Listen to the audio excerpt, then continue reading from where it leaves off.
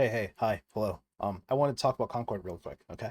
And originally I was just going to do like a little little small video about how weird Concord's character designs are, right? Like the girl with the fucking red shades and the afro puffs back there, and she has knives, and she also has like these really weird shoulder pads that are like that, right?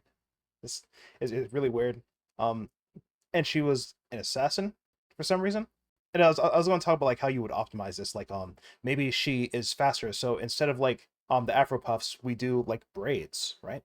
And maybe she's like super if her entire thing is about being flamboyant, then these should be more about like cutting through the air and like jettisoning through the air pressure, and like it's all about the speed, it's all about the assassin, the flamboyant assassin. There's ribbons and stripes and whatever the fuck. And I was going to talk about that, right? And it was going to be super cool. It was going to be super unique, right? It was going to be super dope. But I don't know why I drew it like that. But as I thought more about it, I was like, why do I even have to think about it like this anyway? Isn't this game kind of bizarre? Like, Sony puts out some flops. So don't get me wrong, Sony puts out some fucking stinkers, and I hate companies as much as the next guy. But how did this get through the door? Like, this is a studio of people who've been in this industry for like 20 years, like on average, like at least. Like, there's a lot of like heavy hitters, and I wasn't exactly sure what to think. Like, why does this exist? Like, why Concord? Not in terms of like gameplay, as I understand it, Concord's gameplay is the gameplay is solid, right? The animations, I've also from what I've seen anyway, they look solid, right? They look pretty fucking good, and this is because it's made by ex Bungie developers. And I'll get to that when I say ex Bungie developers, because I think people kind of underestimate like how much is that ex Bungie developers, but it's generally good, and just like every other fucking game, the sound. No one knows what good sound is versus bad sound, but yeah, it's good sound. No one ever talks about the music. I assume it has music, but like it seems like the things that make a game exist, and they are solid. Everyone likes them. I, okay, I'm a bit conflicted right now. On one hand, this is baffling. On the other hand, it is super fucking funny. It is super funny that this failed. Um, first of all, I want to say it is always the team lead's fault. Okay, I do not blame the cogs in the machine. If this isn't evidence enough, like obviously the cogs in the machine would know what the fuck they're doing. Obviously, this studio of very talented people, Firewalk, are very talented developers. This entire game seems like an issue that is down to the conceptual level, and there's only a handful of people that are responsible. I do not blame the person who made the fucking rig, okay? I blame the person who approved it.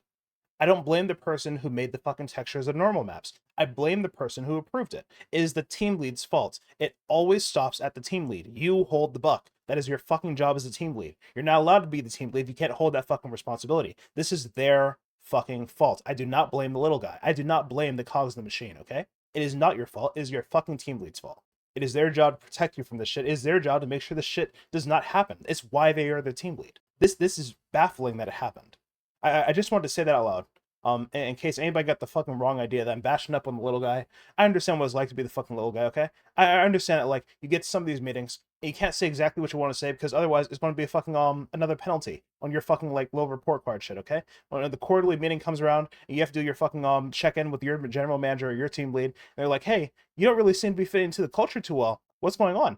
I know how that shit feels. Okay, I get it. I don't know how it feels, but I do get it. All right, I understand that you can't say everything you want to say. You can't do everything you want to do. I understand what it's like to be the fucking little guy. Okay, I know this. I get it. So I don't blame the little guy. I do blame your fucking team lead. It is always the team lead. If it's a fucking circumstance, it's a fucking timeline issue. It's the team lead. So now I want to talk about conspiracies. Okay, this is a very bizarre game, and the more I looked into it, after I ditched this and I realized like why this happened, the more I looked into this, the more bizarre it started to look, right? So like, okay.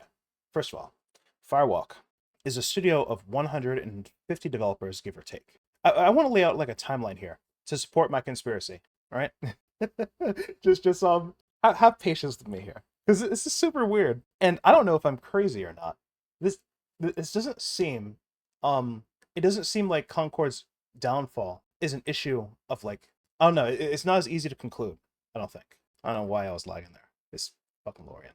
Anyways, so yes, 150 employees total, somewhere around there, as far as we know. That's what my research said. So 2016, here's the timeline. Starting in 2016, we had this nest egg company. I don't know what the fuck they are. They're not a publisher. Probably monsters. This is a nest egg company that has possession of a lot of different like studios, lot of different teams. They had 5 teams at the time. I can't remember them all. That one, that one, that one, um, Firewalk, and Cauldron. Very weird, but it's whatever. So they have like possession of a lot of different studios here. Firewalk, Cauldron, some other ones that don't really matter at the moment. I'm not really bringing them up. Then what happens next is next in 2021 they get a partnership with Sony in 2021. So they were founded in 2016. And within 5 years they got partnership with Sony. And in this partnership, they were going to do an untitled, or rather unspecified, multiplayer game, and it's going to be for PS5 and PC. And they're aiming they're aiming to release it in 2023, as far as I know. Then something happened. We don't know what. I don't know what anyway. And the timeline moves on, and now 2023 comes around, and Firewalk is bought by Sony. And in that same year, probably Monsters, they had to lay off a bunch of fucking people, and supposedly they also shut down Cauldron. I don't know what Cauldron was working on. I don't know where they're up to, but probably Monsters had to shut them down. Once again, what happened here? What happened in the middle? I don't know. I'm going to keep laying out my case here, and we'll get around to like ultimate conclusions that I'm trying to make here. So I want to talk about like the staff a little bit. Now, I've kind of talked about this in fucking Thor versus the World video, but I'm kind of I'm kind of against like directly naming out developers for this in particular. This is a shit show, and I don't know if it's so fucking clear that you can say these guys have full accountability for everything that happened. I'm unclear. Anyway, so we have the game director. Instead of saying who the fuck they are, you can look it up yourself if you're that curious. Instead, what I'm going to do is I'm going to talk about their credits and the things they previously worked on. I'm not even going to say how long they've worked in the industry. I don't think that part is important. I'm just going to say what their credentials are. So the game director has a background with a designer. I'm sorry, as a designer, like a game designer, on Witch Queen, like Destiny Witch Queen, and Shadowkeep, like Destiny Shadowkeep. He was also the creative director. He was the big honcho, okay, for Destiny 2. This guy wore some big boy pants, okay? It's probably why he's the fucking game director right now. Before that though, what's super interesting here is he was a technical artist for Destiny 1. Now, well, honestly, I said I was going to lay out my case at the very end, but I just want you to keep this in mind. The game director has a background as a fucking artist, right? And apparently, when you go further back in his fucking history, all the way into 2008, he was still a fucking artist. All the way fuck back then. All right? Remember, the game director is led by an artist. I'm sorry, the game director is an artist. He's an artist. That's what he is. That's his background. Before 2008, it was playtesting. And that's kind of like a common theme amongst a lot of old guard developers with like 30 fucking years of experience. And they still have like salts in their fucking boots because they walk around a lot. They all have like this is back when the common flow was like you could start off as a fucking playtester or a fucking QA engineer. That's a lot of lines for an E. And you could eventually upgrade and like migrate into different roles, whether that's art, programming, sound, music, tech, design, level design, which apparently was different, writing. Like you could go anywhere from anywhere else. So this is back when the industry was super fucking flexible. So whenever you see a guy who started off with playtesting since 2008, he's been here forever. All right, he was able to pull himself up by the bootstraps because this is the way that you could the mobility worked like this back then. It doesn't work like that now. Sorry. I just wanted to bring that up. I thought it was curious. So the game director is an artist, okay? Next, I want to talk about the art director. Once again, I'm not going to give any fucking names, okay? This is a tragic tale. The art director, you will not believe this, but once again, he was an artist for Witch Queen, yep, again, and Shadowkeep. He was also concept artist for D2 and D1, Destiny 2 and Destiny 1. If you couldn't tell, this is how these two got in, okay? I've said multiple times in other videos that the way you make in this industry is connections. This is a connection, okay? These guys have been working together for years. And that is the case for a lot of these fucking developers. Not just artists, but music, sound, gameplay. If you go through the fucking credits, almost, not all of them, like a solid chunk of them have a history in Destiny. They came from Destiny. Like pretty much directly after Witch Queen. Witch Queen ended, and they were like, okay, good, we're going to end it on a high note, we're fucking off. And that's what they did, okay? They moved on. What's ironic is that they ran away, and then Bungie got acquired by Sony, and then Firewalk also got acquired by Sony. Like, gotta hate companies. Hate companies, okay? All right, so this guy, just like Top Guy, he also has a history of playtesting, right? QA, he has a history, just like Top Guy. That's why I was lagging, because I was zooming out too far, I guess. All right, next, I want to talk about the lead character artist. This, I'm definitely not telling you this guy's name, okay? I don't want you to come for his poems, okay? I'm sorry. No, you're not going to believe this. Actually, this one's a little bit different. This one's a little bit different. He came from Chivalry too. Yeah, and the rest of his credits are like BioShock 1 and 2, not the original, but remastered. Yeah, he's one of those remastering teams. He came from Shadow Complex, remastered. That's a trend. Before that, Killing Floor 2 in particular. He doesn't really like look at this resume. Look at this character. His previous work isn't really shining through here, but we're not going to talk about that yet. I don't know if we're ever going to fucking talk about that. That's kind of like the least interesting part to me now. Okay, and the last person I want to point out, I think it's the last person I want to point out, is the lead character concept artist. This guy, his entire fucking career is Destiny 1, 2, Shadowkeep, Witch Queen. That's his entire fucking history as a concept artist. He's been doing this since Destiny. He has never stopped doing this. He has always been a concept artist. Okay. So these are like the points I wanted to lay out for my very short conspiracy video. For my very short and unhinged conspiracy video. We have a team of 150 that were traded off between companies multiple times. Right before they got bought out by Sony. I'm sorry, right after they got bought out by Sony, their parent company that they previously had basically had to lay a bunch of fucking people off, and they shut down an entire other studio. We have directors, people in leadership positions. Remember, it's always the team lead's fault, but we have people in team lead positions that are all artists, and somehow it seems like the only art that really got through as being good was the animations. The character art, like the general aesthetics of the game, super washed out. Like something I was going to say when I was thinking about doing the redesigns for all the fucking characters, I was going to talk about like saturation. You know, I was going to talk about like how these guys have no they have no tone. Like, you know how we have our light tones, our mid tones, our dark tones, and we have like this range, right? This range in between them, this dynamic range between them. They kind of like all blended together a little bit. There was no like, so something my art teacher always told me was make your darks darker and your lights lighter always, right? It's one of the fundamental things you learn as an artist. Make your darks darker and your lights lighter. They didn't do this, and as a result, everything started blending together. It's just like one of the few things I was going to talk about when I was thinking about doing the character redesign thing.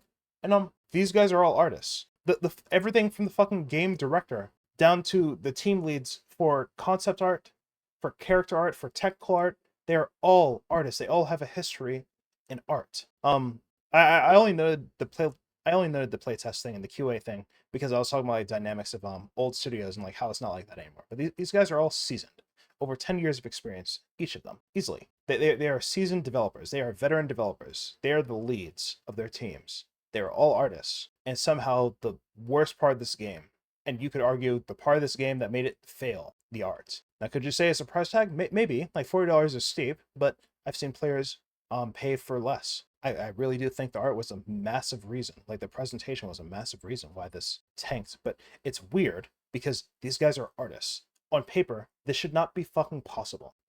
This team is bootstrapped from the top down with artists. And another thing I wanted to bring up is that, so this entire there's been this thing going around 8-year development cycle. I think any game developer will tell you that 8-year development cycle doesn't really happen for games unless they're in development hell.